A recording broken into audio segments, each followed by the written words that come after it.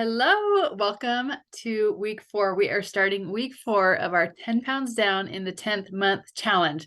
I would love to see in the comments how things are going so far this month, whether it be a weight loss victory or a habit victory. If you're doing really well on one of the habits we've talked about, we want to hear about it. Let's share some victories this week.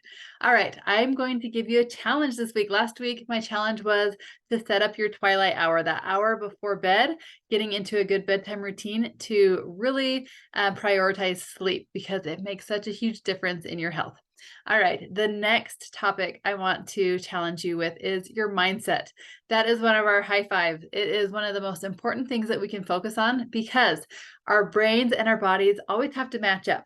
If we work only on our bodies and we don't work on the mindset, your brain is so powerful. It will just pull your habits back to where it's comfortable. Next time life gets busy, maybe you're in pain or you're sick or stressed or just something happens, we want to make sure that we can continue moving forward together with our body and our mindset. So I'm going to give you a quick challenge this week. It is called Stop, Challenge, and Choose. Dr. Anderson talks about this in the Life book.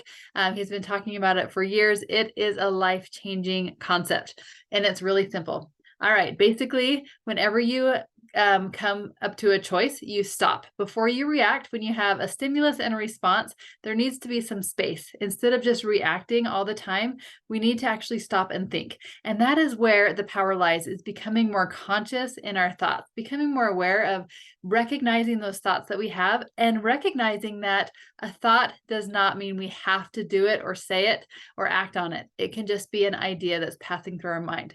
So when we need to make a choice, stop and think first.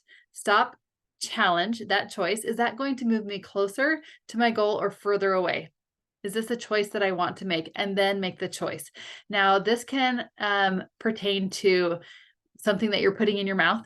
It could be something in regards to weight loss that's going to help you if you're going to sit and watch Netflix versus go for a walk. But it can also help you in your everyday relationships in your life, in the workplace, in traffic, wherever you go.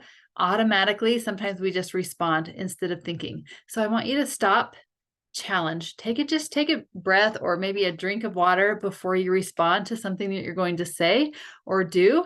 And the more you do that, the more automatic it becomes. It's actually building your brain muscle. You're taking your brain to the brain gym by stopping, challenging, and making a choice. And sometimes it's not easy. In regards to food, for example, a craving usually lasts for about 5 minutes, whether you feed it or not. So if you have a craving for something, stopping, challenging that choice, and maybe you're going to decide, no, I'm not going to grab that candy corn on the counter. I'm going to have a glass of water instead. And you make that choice. And that craving might still be there. It might still kind of egg you on for about 5 minutes. But if you kind of think about, why am I craving that sugar? Am I hungry? Am I bored? Maybe it's a food fallacy. Maybe I'm just bored or stressed. And you can recognize that and process that emotion. It's much easier to move forward. But just know that those cravings pass. Sometimes you have to use your brain muscles to decide not to do that. And the more you do it, the easier it's going to become. So that is your challenge for as we start week 4. I want you to stop, challenge, and choose at least once a day this week. And I want you to become conscious of that you did that. You stopped and you challenged and you chose. And the more you do it, the easier and more automatic it will become. All right. Have a great week.